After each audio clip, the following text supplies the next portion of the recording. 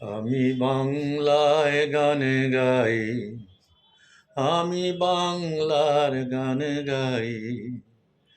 আমি আমার আমিকে চিরদিন এই বাংলায় খুঁজে পাই। আমি বাংলায় গান গাই, আমি বাংলার গান গাই। আমি আমার আমিকে চিরদিন এই বাংলায় খুঁজে পাই। বাংলায় আমি স্বপ্ন দেখি, বাংলায় বাঁধি সুর। এই বাংলার মায়া ভরা পথে হেঁটেছি এতটা দূর। বাংলায় আমার জীবনানন্দ, বাংলা প্রাণের সুর। আমি একবার দেখি, বারবার দেখি, দেখি বাংলার মুখ।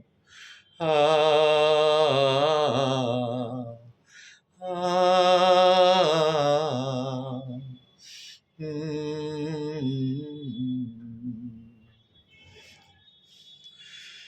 প্রিয় দর্শক শ্রোতা, আমি বিমল কুণ্ডু, মুক্তিযোদ্ধা।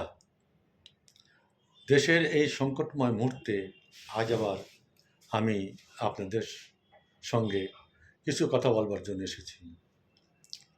বন্ধুগণ, আমি একটা ইউটিউব সেন্টার খুলেছি। সেন্টারটার নাম একজন বাঙালি। আপনাদের কাছে অনুরোধ, একজন বাঙালি ইউটিউব সেন্টার চার্জ দিয়ে আপনারা আমার বক্তব্যগুলি শুনবেন। আমার আজকের বিষয়বস্তু হচ্ছে পলাশীর যুদ্ধ ও বঙ্গবন্ধুর বাড়ি। একটা কথা বলে রাখি বন্ধুগণ, আমার এই লেখাগুলি বাংলার সাহিত্য, সংস্কৃতি, রাজনীতি এবং সামাজিক জীবন নিয়ে বিশ্লেষণধর্মী। কাজেই আমার এই চ্যানেলটা কোনো খবরের চ্যানেল নয়। তো আমার এই লেখার মধ্য দিয়ে সমসাময়িক দেশে যা ঘটছে তার একটা চিত্র আমি আঁকার চেষ্টা করেছি। আশা করি আপনাদের ভালো লাগবে। আসুন এখন মূল বস্তুতে ফিরে যাই। আজকের প্রসঙ্গ পলাশীর যুদ্ধ ও বঙ্গবন্ধুর বাড়ি। পলাশীর যুদ্ধে মোহনলাল ও মীরমদনের বিক্রমে বিজয় যখন বাংলার দ্বার প্রান্তে, ঠিক তখনই অস্ত্র পরিত্যাগ করে প্রধান সেনাপতি মীর জাফর আলী খান তার বিশাল বাহিনী নিয়ে ট্যাচুর মতো দাঁড়িয়ে রইলেন। আর পিছন থেকে পরাজয়ের গ্লানি এসে বাংলার স্বাধীনতা সূর্যকে গ্রাস করে নিল। ঠিক 268 বছর পর গত 5 ফেব্রুয়ারি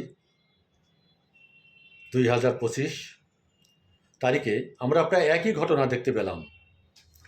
দুষ্কৃতিকারীরা যখন স্বাধীনতার স্থপতি, জাতির জনক বঙ্গবন্ধুর 32 নম্বরের ঐতিহাসিক বাড়ি বুলডোজার দিয়ে গুঁড়িয়ে দিচ্ছে, তখন বাংলাদেশের বীর পুঙ্গব সেনাবাহিনী পুতুলের মতো দাঁড়িয়ে দাঁড়িয়ে জঙ্গিদের নিরাপত্তা বিধান করলেন এবং নিঃশব্দে উপভোগ করলেন বঙ্গবন্ধুর বাড়িকে ধূলিসাৎ করে দেওয়ার দৃশ্য দেখে।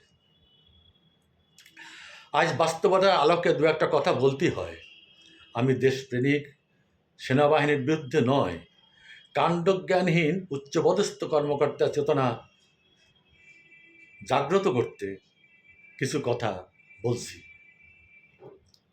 মান্যবর জেনারেল সাহেব, একবার ইতিহাসকে পর্যালোচনা করুন। পাকিস্তানের 23 বছরের ইস্ট বেঙ্গল রেজিমেন্টের মাত্র একজন অফিসার এম.এ. উসমানী কর্নেল পদে পদোন্নতি পেয়েছিলেন।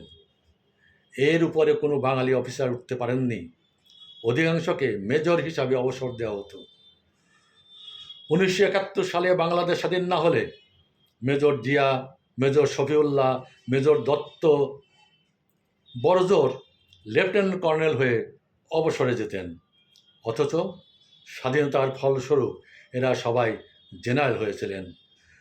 দুজন জেনারেল যথা জেনারেল জিয়া ও জেনারেল হুসাইন মোহাম্মদ এরশাদ বাংলাদেশের রাষ্ট্রপতির পদ পর্যন্ত অলঙ্কৃত করেছিলেন। এখন বাংলাদেশের সেনাবাহিনীতে general, lieutenant general, major general ও ব্রিগেডিয়ার জেনারেলের কোনো অভাব নেই। সিভিল প্রশাসনে তেমনি সচিব থেকে আরম্ভ করে জেলা প্রশাসক, পুলিশ সুপার সবই বাঙালি। সবই স্বাধীনতার সুফল। পাকিস্তান থাকলে কোনো বাঙালি কি এইসব পদের স্বপ্ন দেখতে পারত? উত্তর, না। আজকে আবার বাঙালি নামের কিছু কুলাঙ্গার রাজাকার বাংলাদেশে পাকিস্তান বানানোর চেষ্টা করছে। তারা বাঙালির ঐতিহ্য, সংস্কৃতি সব ভেঙে চুরমার করে দিচ্ছে। স্বাধীনতার সমস্ত অর্জনকে ভুলিয়ে দিতে চাইছে। সম্মানিত প্রধান সেনাপতি, স্বাধীনতার রূপকার জাতির জনক বঙ্গবন্ধুর ভাস্কর্য ধূলিসাৎ করে দেওয়া হয়েছে। ধানমন্ডির ঐতিহাসিক ৩২ নম্বর বাড়ি বুলডোজার দিয়ে গুঁড়িয়ে দেওয়া হয়েছে ৭ বীর শ্রেষ্ঠ শহীদ মুক্তিযোদ্ধার ভাস্কর্য। আর বঙ্গবন্ধুর হাতে গড়া বিশাল সেনাবাহিনী পলাশী প্রান্তরের মীর জাফরের মতো সেই ধ্বংসযজ্ঞ দাঁড়িয়ে দেখছে।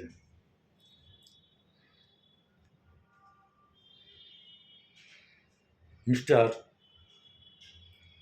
সেনাবাহিনী প্রধান, একবার চিন্তা করুন, আপনি কি ১৯৫৭ সালের পলাশী যুদ্ধের মীর জাফর হতে চান, নাকি ৩০ লাখ শহীদের রক্ত ও ২ লক্ষ মা বোনের সম্ভ্রমের বিনিময়ে অর্জিত স্বাধীনতা, সংবিধান ও মুক্তিযুদ্ধের চেতনাকে রক্ষা করে ইতিহাসের মহানায়ক হতে চান? সিদ্ধান্ত